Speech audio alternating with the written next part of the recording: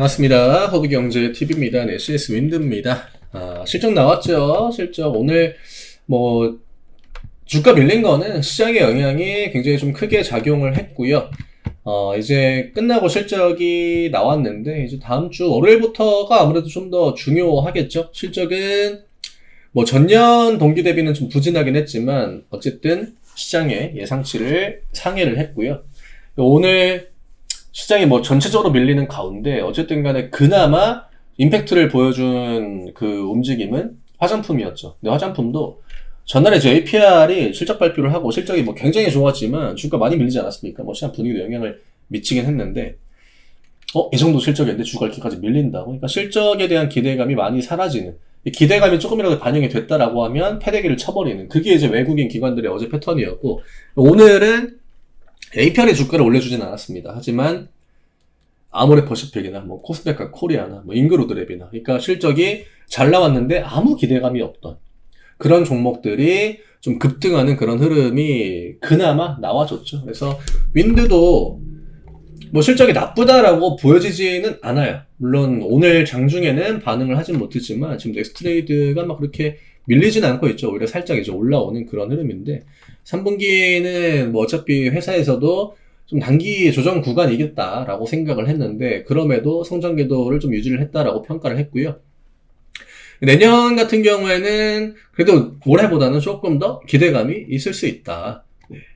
그래서 하부 구조물도 전년에 이제 대형 프로젝트 단가 인상으로 인해서 기저효과 3분기가 일시적으로 좀 역성장이다라고 이제 설명을 했는데 누적 기준으로는 나쁘지 않아요. 영업이익 지금 1200억, 그 다음에 영업이익률도 22.6%. 그리고 수주 같은 경우에는 미국이 일단 상반기보다는 요즘에 분위기가 좀 더 괜찮죠. 그 다음에 계약 공급 나왔던 것도 최근에 대부분 다 미국 쪽에서 들어왔고요. 그 다음에 유럽 쪽도 신규 발주가 이제 증가 추세를 보이고 있습니다. 그리고 아시아는 베트남이나 이제 대만 중심으로 수주가 확대되고 있다라고 하는데 결국 월요일이죠. 월요일날 리포트가 나오면서 반응을 할 확률이 높습니다. 그래서 리포트가 좀 더 긍정적인 내용을 많이 이제 좀 던져준다라고 하면 오늘 아모레퍼시픽도 딱 그냥 그 패턴이었거든요. 그래서 기대감이 그래도 아예 없었기 때문에 이제는 제가 이제 새로운 섹터들이 좀 반응할 때다. 실적도 나쁘지 않았고 기대감이 이제 좀 저점을 이제 찍는 상황에서 다시 한번 올라올 수 있는 그런 타이밍이다라고 저는 보기 때문에 이제 월요일부터는 다시 46,000원을 좀 회복을 해주는, 애초에 이런 패턴들이 좀 나와줬잖아요. 이러면은 기대를 해볼만 합니다. 앞구간에 이 실적 가지고 얘를 지금 당장 올릴 생각이 없었다라고 하면 이게 다른 호재 때문에 주가가 올랐다라고 해도요, 이런 캔들이 굳이 나오지 않습니다. 반응도 잘 안 하죠.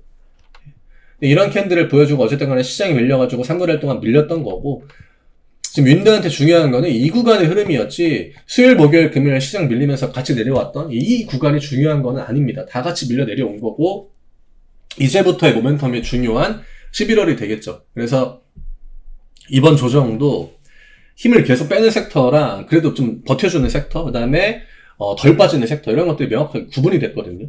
지금 윈드는 어쨌든 올해 이렇게 시장의 기대치를 많이 먹으면 그런 섹터가 아니었기 때문에 11월 뿐만이 아니라 이제 좀 넘어가는, 내년으로 넘어가는 그 사이클에 그래도 이제는 좀 괜찮은 흐름을 우리가 기대를 해볼 시간이 되지 않았나라고 저는 보고 있습니다. 오늘 개인 매수 들어온 거는 장중에 외국인들의 프로그램 매도가 쏟아졌기 때문에, 지수가 많이 밀렸기 때문에 그 영향이 있었다라고 보시면 될 것 같고요.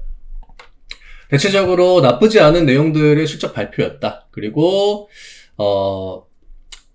기저효과야 이전부터 계속 있던 거고, 중장기적으로는 미국이랑 이제 유럽 쪽의 풍력 시장이 좀 회복을 해 나가고 또 수주가 늘어나고 있는 상황에서 최대 수혜주는 역시나 좀 CS 윈드가 될 확률이 높다라는 걸 다시 한번 보여준 것 같아요. 그래서 지금은 좀 숨고르기 구간이었는데, 과연 이 숨고르기가 이게 맨날 한 번 나오게 되면은 분기마다 진행이 됐으니까 굉장히 길었잖아요. 대체 언제까지 숨만 고를지, 그게 이제 주주분들이 하시는 생각일 것 같은데, 그래도 이번 월요일날, 화요일날 정도 해가지고, 양봉 반응을 한번 좀 기다려 봐도 되지 않을까. 일단 넥스트레이드 반응이 하락 반응은 아닙니다. 그래서 오늘 이 정도로 좀 정리를 해드리면 될 것 같고요. 이거는 까봐야 돼요.